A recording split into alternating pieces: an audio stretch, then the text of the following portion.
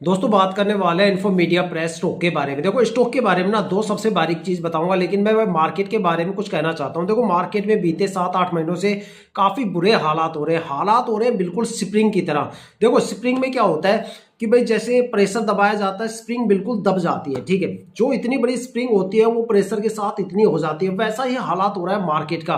Market में जो selling pressure है उसका काफी ज्यादा यहाँ पे प्रेशर चल रहा है, जिसकी वजह से स्प्रिंग की तरह मार्केट बिल्कुल प्रेस होती हुई जा रही है। लेकिन जिस टाइम वो यहाँ से प्रेशर खत्म होगा, स्प्रिंग की तरह से ये मार्केट फिर से उछलने वाली है। ठीक है, इसी बीच में यहाँ पे जिस स्टॉक के बारे में बात कर रहा हूँ वो है इन्फो मीडिया प्रेस स्टॉक। इस स्टॉक के बारे में दो सबसे खास चीज बताने वाला हूँ आपको। एक तो स्टॉक के पिछले 5 साल के रिटर्न के बारे में, और दूसरा स्टॉक के होल्डिंग पैटर्न के बारे में। देखो अगर आप ये दो चीज किसी भी स्टॉक के बारे में बारीकी से जान लेते हो तो समझ लो आपने उस स्टॉक की 60 से लेकर 80% तक जो डीप फंडामेंटल एनालिसिस है वो मात्र चंद मिनट की वीडियो में कर डाली। देखो स्टॉक में अगर आप किसी भी स्टॉक के पिछले 5 साल के रिटर्न देखते हो तो वहां से आपको एक पैटर्न देखने को मिलता है, एक अंदाजा वहां पे आपको देखने को मिल जाता है भाई वो स्टॉक शॉर्ट टर्म में ज्यादा प्रॉफिटेबल रहेगा या फिर वो स्टॉक लॉन्ग टर्म में ज्यादा प्रॉफिटेबल रहेगा। या फिर ऐसे कौन कौन से टाइम ड्यूरेशन है जहां पे आपको स्टॉक में भर भर के रिटर्न देखने को मिल सकता है, या फिर ऐसे कौन कौन से टाइम ड्यूरेशन है जहां पे आपको स्टॉक में भर भर के गिरावट और लॉस देखने को मिल सकता है।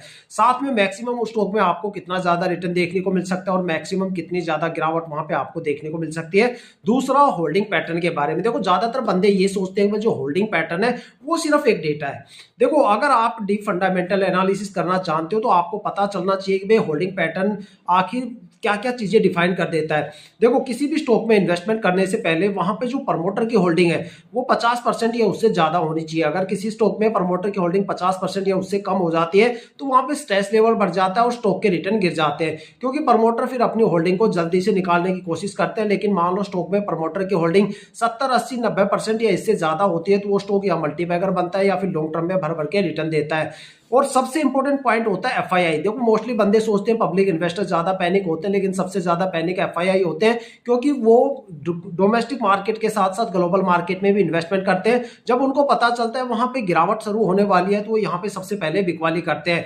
और इसी वजह से जिस स्टॉक में एफआईआई की होल्डिंग ज्यादा होती है वहां पे आपको 11:30 से लेकर 1:30 बजे तक सबसे ज्यादा फ्लक्चुएशन देखने को मिलता है, क्योंकि सबसे ज्यादा एफआईआई की एक्टिविटी उसी टाइम ड्यूरेशन में आपको देखने को मिलती है। इसलिए हमेशा प्रमोटर की होल्डिंग ज्यादा से ज्यादा देखो, एफआईआई की होल्डिंग कम देखो। इस स्टॉक के पिछले 5 साल के रिटर्न मेरे सामने स्क्रीन पे है। देखो ये स्टॉक शॉर्ट टर्म में बिल्कुल भी प्रॉफिटेबल नहीं है, लॉन्ग टर्म में ये स्टॉक ज्यादा प्रॉफिटेबल है, और लॉन्ग टर्म में भी 4 और 5 साल की होल्डिंग पे ये स्टॉक ज्यादा प्रॉफिटेबल है।